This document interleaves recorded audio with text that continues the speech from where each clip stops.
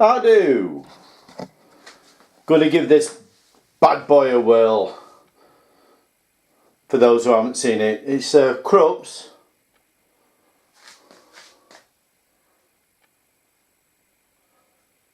Dolce Gusto coffee maker, and we're going to try to make a latte with it. I'll explain what them symbols mean on the side.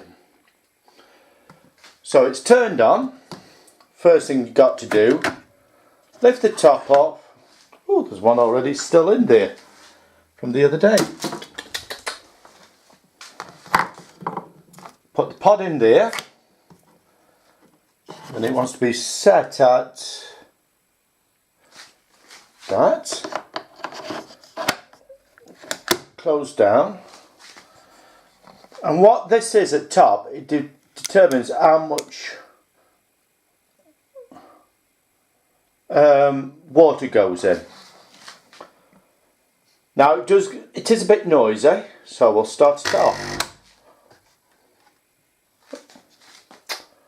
Come on.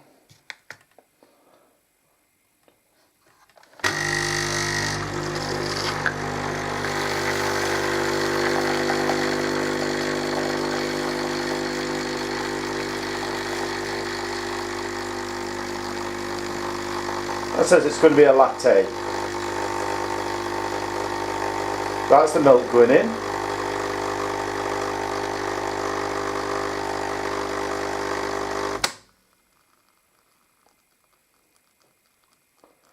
Turns off. So you lift it up, then you can get rid of that into the bin. Then you put the coffee in.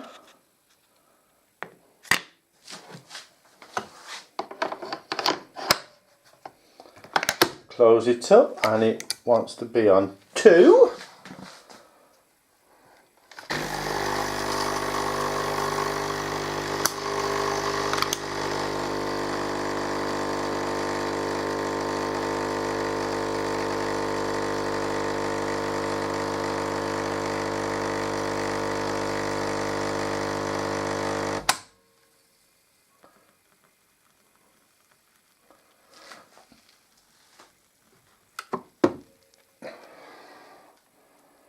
There you have a perfect latte. Put there. Proper spoon.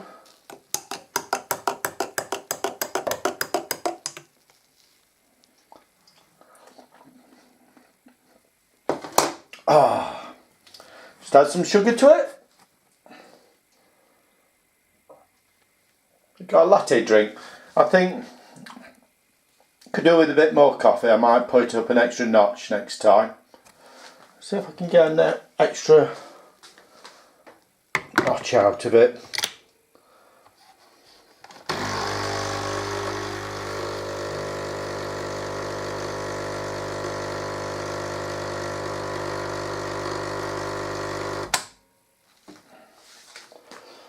It's probably a bit better.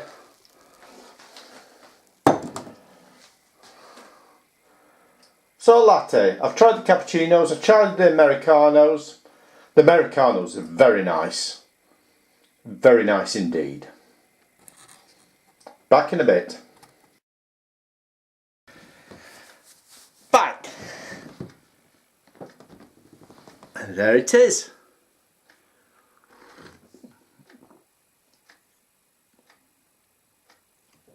That's quite nice. Just as good as any you get from Costa, or I won't say Starbucks, I don't like Starbucks.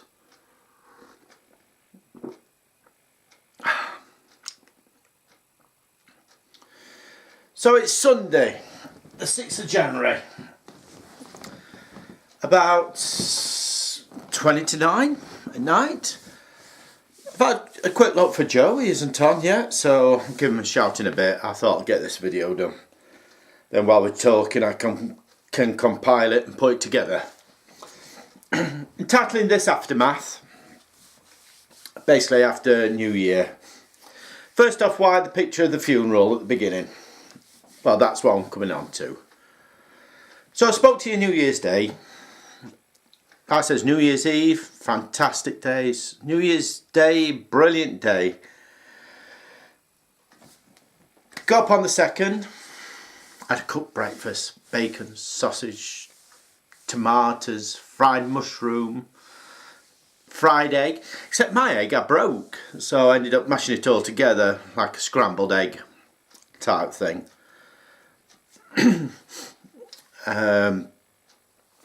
So we had that. We had a cup of tea and stuff and sat down. Then we went through and washed pots up, and while we were washing pots up, the phone went. And I thought, oh, who's that? Who's that? Who's that? Turned out to be the nephew of this friend of mine who passed away, to inform us that the funeral was the following day at 11 o'clock. He apologised and said he thought he'd text us. Turned out he hadn't. Says, well, it's a good job he phoned or he won't be there. So he said, are you still coming? So we said, yeah. I mean, my sister knew Ken as well. So, after we finished the phone call, the first thing my sister said was, we brought nothing for a funeral. Nothing suitable to wear to a funeral. So, quick decision made that she had this black top that she wore New Year's Day and some fairly dark coloured trousers.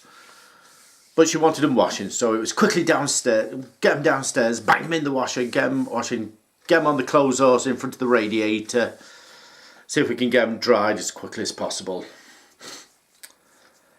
But then on the Thursday we were going to do a couple of jobs in the morning. Pick flowers up for the cemetery and stuff like that to put in mum and dad's grave and my brother-in-law's mother's grave. Well, we decided we didn't want to be rushing about on the Thursday morning, going down to Morrison's and stuff like that.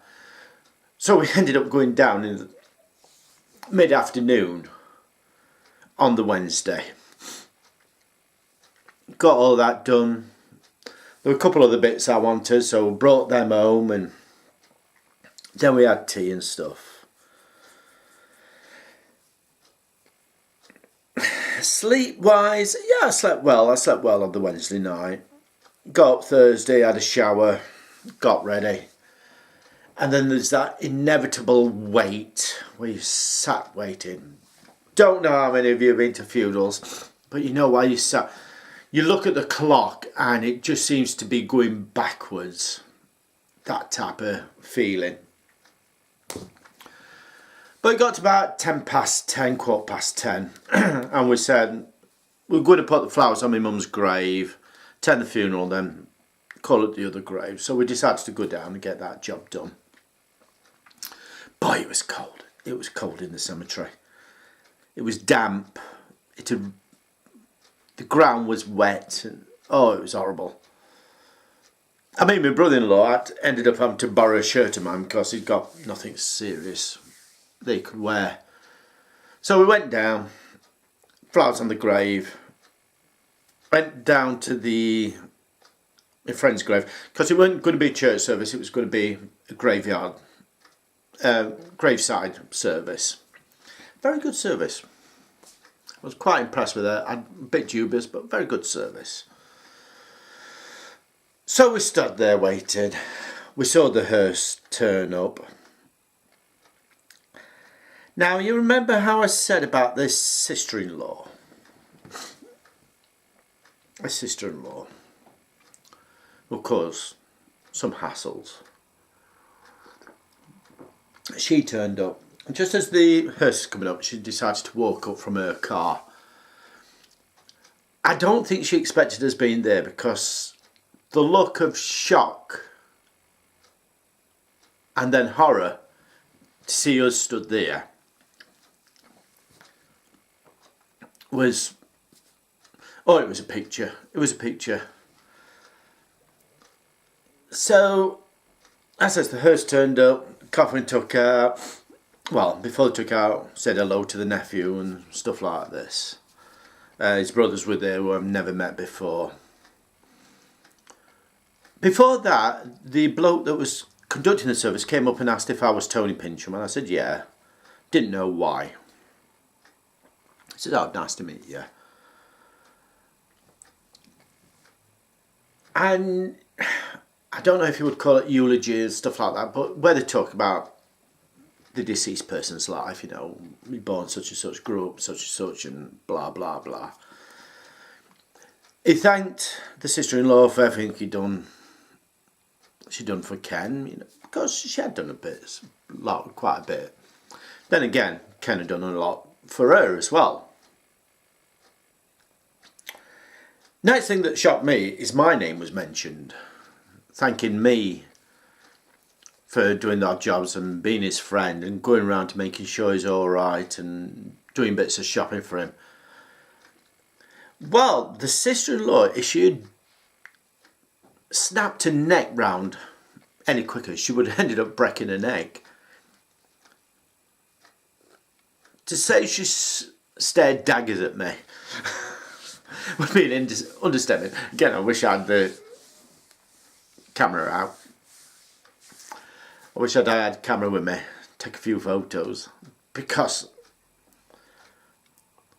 you could see she wanted to say something, but it's a funeral, you don't. But it was one of those type of things. Just clicked my neck. If she'd got any quicker, she would have ended up breaking her neck. So the service happened. I was okay until they lowered the coffin. And I must admit, I began to well up a bit. Didn't start crying or anything like that, but you know that feeling inside you. Throw the pet. I don't know if it's tradition in other countries. Grab a handful of rose petals, throw it on the coffin once it's been lowered. The nephew came up, put his arms around me, gave me a hug, thanked me for coming, and that did bring a lump to the throat. Anyway, they were having a bit of a do at one of the pubs, so we called out the other grave, put flowers on the grave, went down to the pub. Didn't fancy a drink, I just wanted a coffee to warm up because it was cold. So I had a coffee and we were chatting, and this sister-in-law never made an appearance. She heard us talking about going to this place and she'd been invited, and she heard the nephew was asking me, my sister, my brother-in-law, oh, you're going to come down for a drink and a chat. And well, at that point she couldn't have got away quick enough, scampered away. Fair enough. The nephew's opinion was quite simple. Oh, I'm really disappointed that she hasn't turned up.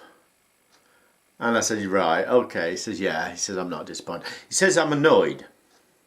He says, I am annoyed. Because in the end, she's, like to lump it, she's still part of the family. Even though it's by marriage. He says she could have called down for a coffee, if nothing else, and then left. So, we were there about 3/4 an hour. I took this nephew to a side at one point and we had a bit of a private chat. I said I was going to sort through pictures and stuff like that. If he wants me, I can sort through them, scan them, put them on an SD card, give them. He said, oh, that's brilliant. He says, and I'll sort out some pictures.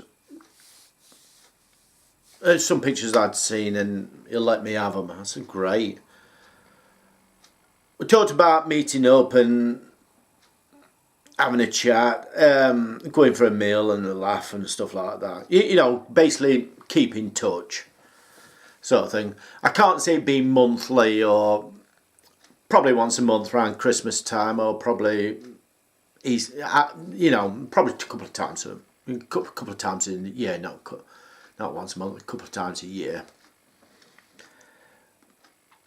So then we came home. My sister had already packed a case and stuff like that because they were going back Thursday, so they went back Thursday. Then I thought, well, it's no good. I better dismantle Christmas and pack it away, so I did that. Then I had an hour on Skype with Joe. About an hour and a quarter, something like that. And then it was time to think about getting tea ready, so I got my tea ready and I watched a film and then it was bedtime. Now on the Wednesday night I slept fine, but on the Thursday night, real vivid dreams, real more memory type dreams. Not nightmares, not bad dreams, all good dreams, but they were right bad. Them sort of dreams you wake up.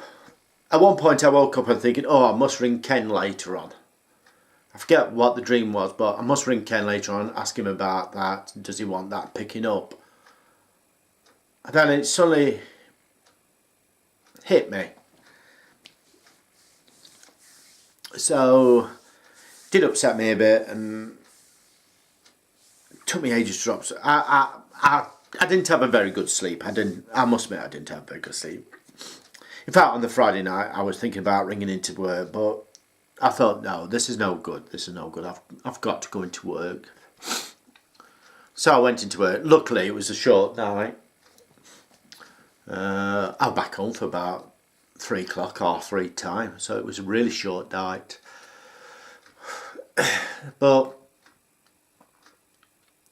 I mean, Saturday I went to bed and I stopped up and watched a bit of TV and stuff like that. Then I went to bed and I was out like a light. It didn't take much rocking as well either. And upstairs I have 2 alarms go off. One beside the bed, which is like a radio alarm. And then one that I've actually got to get out of bed to switch off.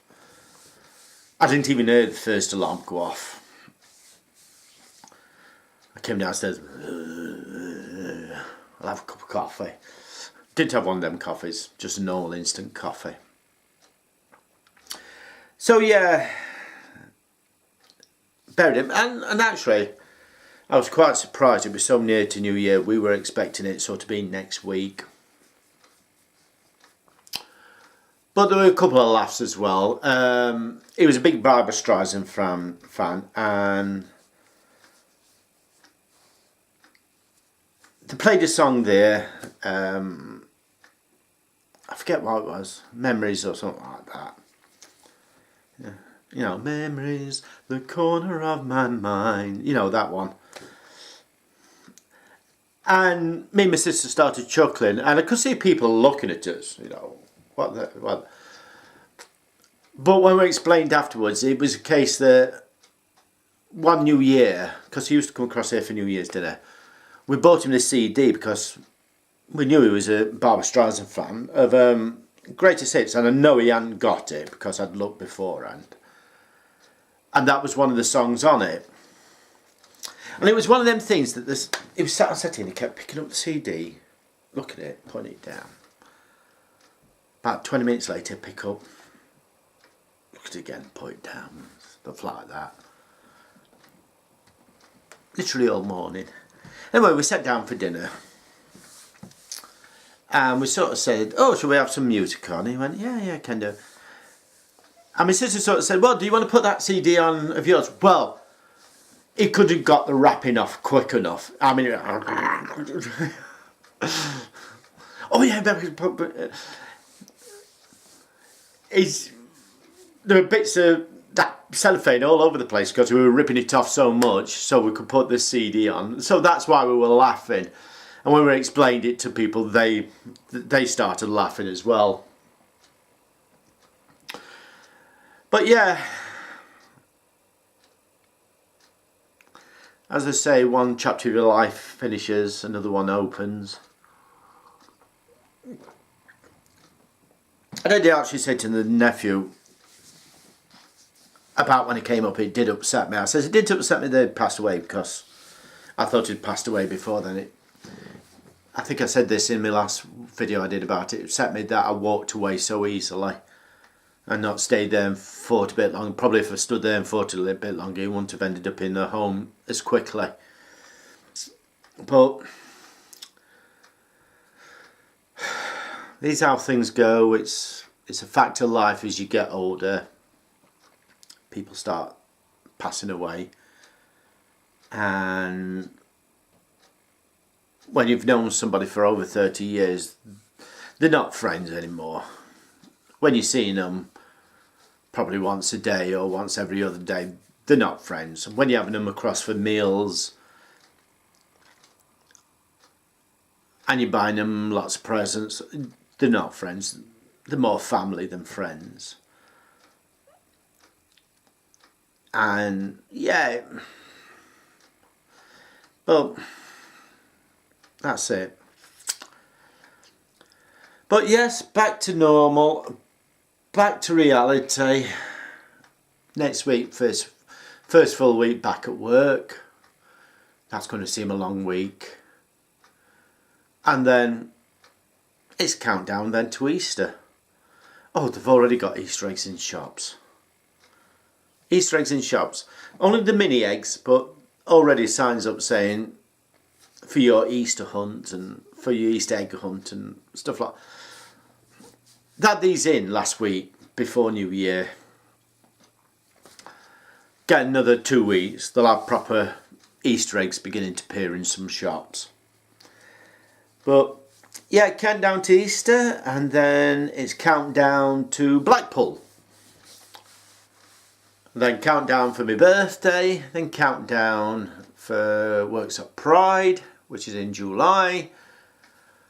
And then after Pride, I will start planning for Christmas 2019. Start looking around, seeing if I find anything unusual and stuff like that. But yeah, so that's been the adventure over the last couple of days since I last spoke to you. So I hope everybody's fine. Special wishes to Shani. She's been going through a bit of a rough patch. Stay strong and healthy. Try to stay strong and healthy, I should say. Rightio. Speak again soon. Bye for now.